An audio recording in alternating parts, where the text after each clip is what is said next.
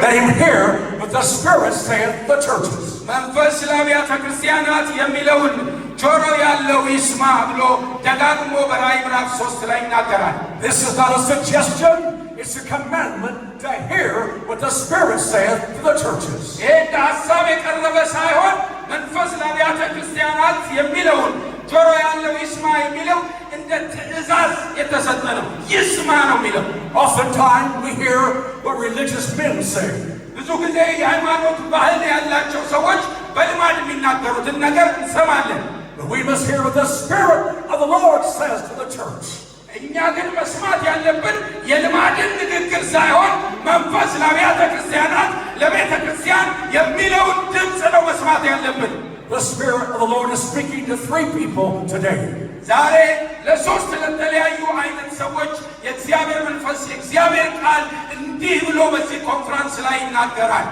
Preachers, ሰባኪዎች፣ church members, የቤተ ክርስቲያን ቅዱሳን and sinners. በመካከላችን ያሉ እንግዶች ለሶስታችሁም እግዚአብሔር በመንፈሱ በቃሉ የሚናገረው ነገር አለው። Every preacher hear what the Spirit of the Lord says today. ዛሬ ሰባኪዎች የእግዚአብሔር አገልጋዮች የእግዚአብሔር መንፈስ የሚለውን ነገር ስሙ፣ ድምፁን ስሙ። በዚህ ኮንፈረንስ ላይ Every church member hear what the Spirit of the Lord says today. የቤተ ክርስቲያን ቅዱሳን ወንድሞች እህቶችም ሁላችሁ መንፈስ ለአብያተ ክርስቲያናት የሚለውን ስሙ። እናንተም Every sinner hear what the Spirit of the Lord says today. በመካከላችን ያላችሁ እንግዶችም እግዚአብሔር ለእናንተ በመንፈሱ በቃሉ የሚናገረውን ስሙ። ዛሬ Preachers, we have the greatest calling in the world. We have the greatest calling in the world. ሰባኪዎች በዓለም ላይ ታላቅ የተባለው ተልእኮ ጥሪና አደራ ነው እኛ ላይ የወደቀው። You should get on your knees every day and thank God He called you to preach. እግዚአብሔር እናንተን የቃሉ አገልጋይ ሰባኪ አድርጎ ስለጠራችሁ ልታከብሩት፣ ልታመሰግኑት፣ ልታደንቁት ይገባችኋል። We stand between heaven and earth. እኛ በሰማይና በምድር መካከል ነው እግዚአብሔር ያቆመን።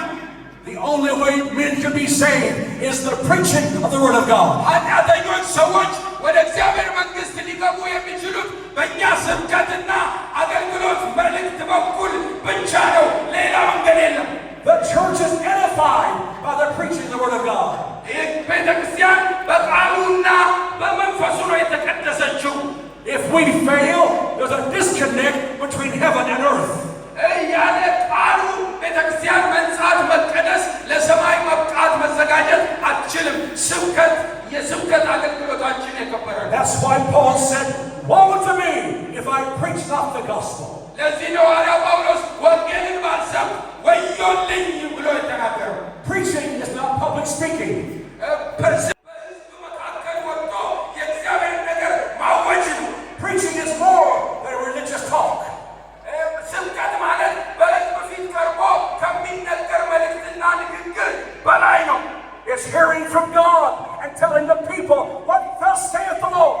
እግዚአብሔር ለሕዝቡ የሚናገረውን ነገር የእግዚአብሔርን መልእክት ከእግዚአብሔር ተቀብሎ ለሕዝብ ማድረስና ማሰማት ማለት ነው። ስብከት የከበረ አገልግሎት። The ministry of Jesus Christ began at the marriage supper in Cana.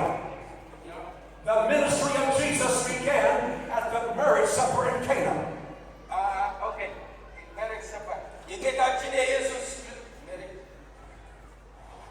Jesus' ministry, He began to preach. ጌታችን ኢየሱስ ክርስቶስ አገልግሎቱን የጀመረው በገሊላ ላይ ነው። His first miracle was at the marriage supper in Cana.